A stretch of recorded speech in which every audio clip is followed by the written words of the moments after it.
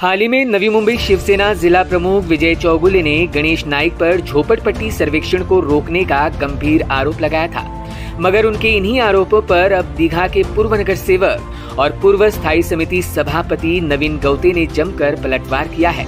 नवीन गौते ने कहा कि झोपड़पट्टी वासियों को बेघर करने वाले ही अब इन गरीब लोगों को पुनर्विकास का झूठा आश्वासन दे रहे हैं। नवीन गौते ने कहा कि झोपड़पट्टी के पुनर्विकास पर सबसे पहले गणेश नाइक ने सरकार दरबार में आवाज उठाई और यह विषय आज शासन स्तर पर प्रलंबित है। उन्होंने विजय चौगुले पर अप्रत्यक्ष आरोप करते हुए कहा कि चौगुले झोपड़पट्टी वासियों की भावनाओं से खेल रहे हैं। उन्होंने कहा कि पहले झोपड़ियों को उनका मालिकाना हक दिलाकर उन्हें नियमित करे। इतना ही नहीं तो विजय चौगुले पर अप्रत्यक्ष हल्ला बोल करते हुए गौते ने आगे कहा कि दीघा स्थित पाटिलवाड़ी ये झोपड़पट्टी किसने उद्ध्वस्त की और उक्त भूखंड किसके नाम पर है, इसका जवाब खुद चौगुले दे। सर्वप्रथम मला असं म्हणायचं आहे की ज्या विरोधकांची प्रेस कॉन्फरन्स झाली ती फक्त इलेक्शनच्या तोंडावर दाखवणारं गाजर आहे। ते गाजर आहे।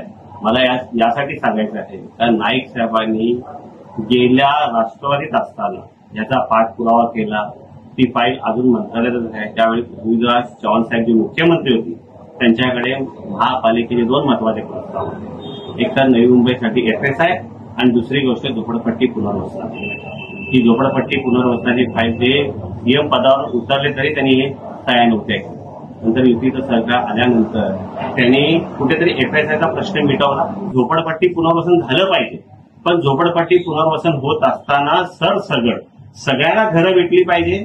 त्याचबरोबर घर किती चौरस फुटाची देणार आहे अजून तो आकडा नक्की नाही, किती चौरस फुटाचं घर देणार आहे। त्याचबरोबर आता बऱ्याचशा आमच्या झोपडपट्टी भागामध्ये प्रत्येकाने डबल माळ्याचे रूम केलेले आहेत। मग ते खाली राहणाऱ्याला वरती राहताना सर्वे पावती एकच आहे।